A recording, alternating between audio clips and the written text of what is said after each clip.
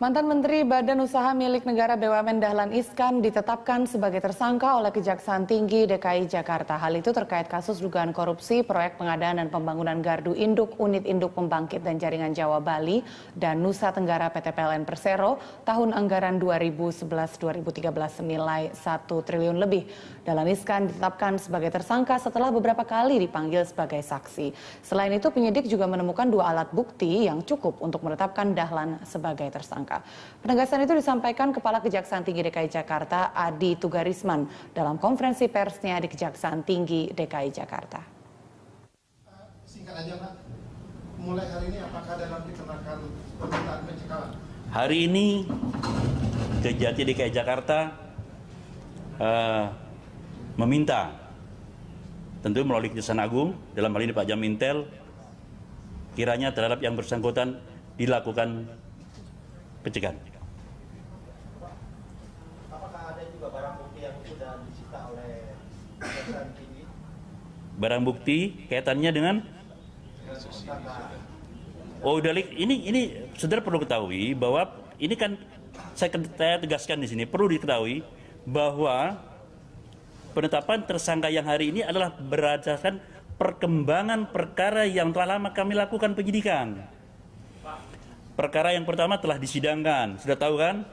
9 perkara berikutnya kami sudah mempersiapkan untuk pelimpahan ke pengadilan. Ini adalah pengembangan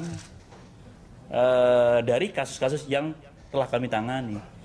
Ditanya barang bukti, ya tentu ini kan berkaitan dengan penyitaan yang kami lakukan sebelumnya. Namun dalam perkembangannya tidak menutup kemungkinan kami akan melakukan penyitaan lagi terhadap barang-barang bukti. Saya kira itu, ya.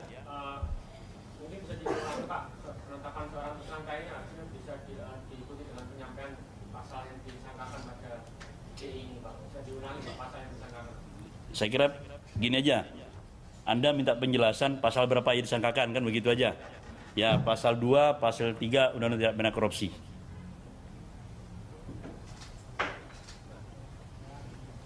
Ya, Eko. Bentar.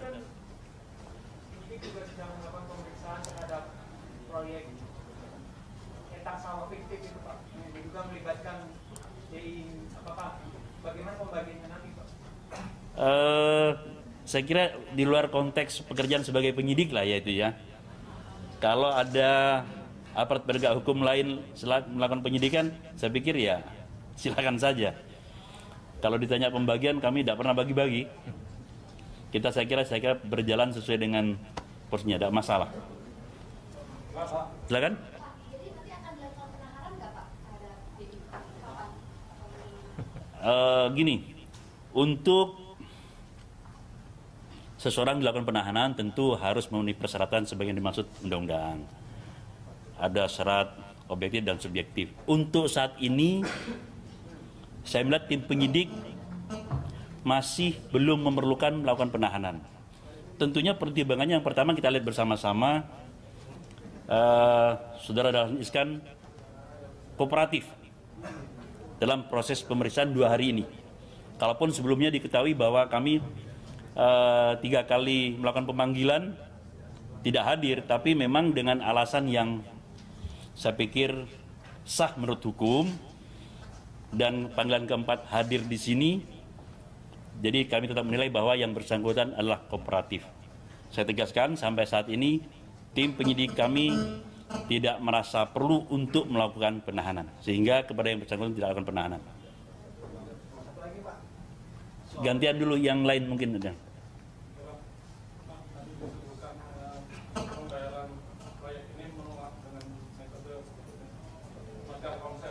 Onset.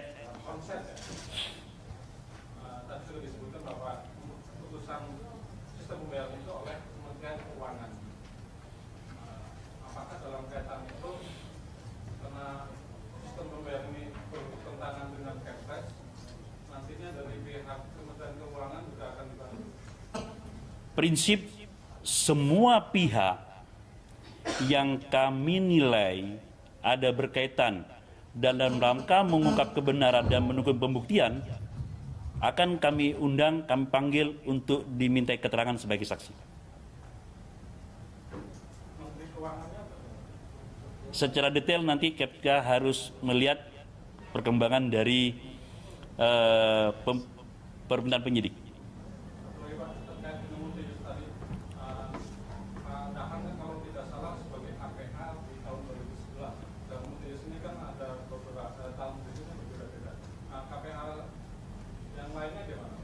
Jadi begini, jadi proyek ini KPA-nya memang awalnya Pak Dahlan Iskan.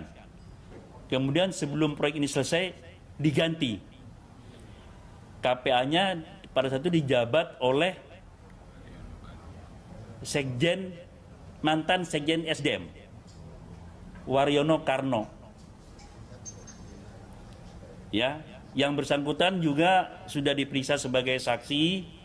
Tentu perkembangan fakta hukum ini setiap saat kita analisa dan akan kita tentukan perkembangannya.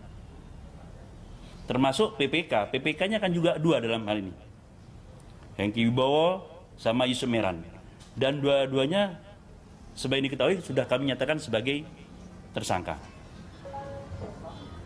Setelah ditetapkan sebagai tersangka, apakah tidak dilakukan penahanan terhadap Jawaban atas pertanyaan yang sama sebelumnya.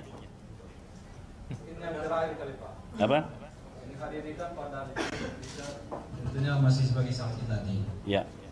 Dengan sudah beralih status jadi tersangka, ini agenda pemeriksaan selanjutnya sebagai tersangka terhadap beliau kapan kira-kira? Sesuai dengan jadwal yang diajukan oleh tim penyidik kepada saya, insya Allah nanti minggu depan sudah mulai dilakukan pemeriksaan sebagai tersangka.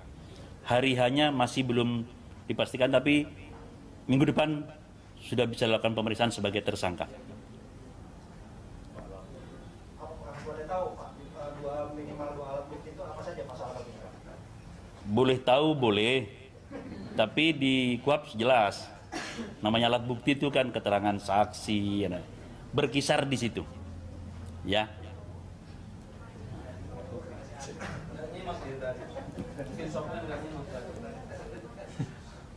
Oke, sudah cukup? Kalau tadi pembayaran itu tidak sesuai dengan ketentuan. Jadi begini aja, materi presiden sudah cukup lah. Diskusi kita siapkan waktu yang lain. hampir borongan bukti ini.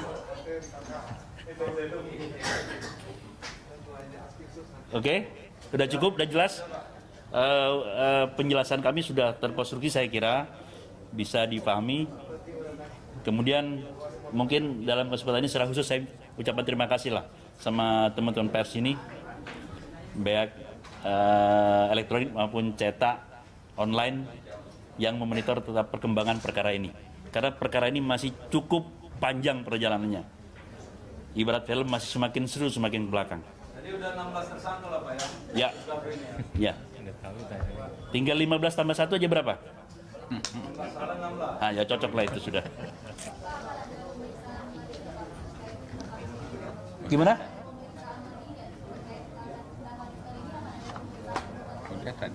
Sudah saya katakan untuk sebagai tersangka, tim penyidik menjadwalkan minggu depan sudah diperiksa. Ya. Tapi sebagai saksi juga tidak menutup kemungkinan akan diperiksa kembali karena masih banyak fakta perkembangan yang mungkin kita perlu minta keterangan.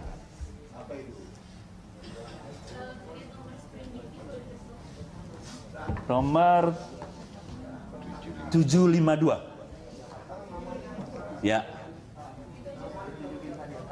Ya saya kira kodenya dan nomor sebenarnya 752 gitu aja.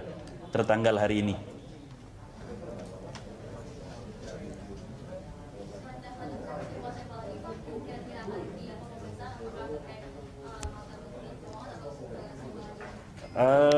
Mungkin pokoknya ini masih penyidikan. Tentu masih banyak pihak-pihak atau orang-orang tertentu yang akan kami minta keterangan. Nanti secara detail tergantung perkembangan dari permintaan penyidik dan kebutuhan sesuai dengan perkembangan perkaranya. Masih banyak yang akan kami lakukan permintaan keterangan. Dalam kasus ini sudah ada 16 tersangka.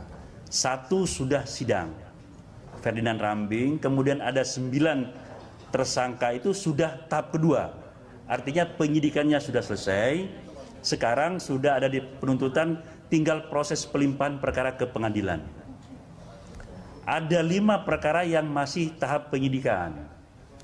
PPK 2 orang, yaitu Yusuf Meran dan Hengki Wibowo.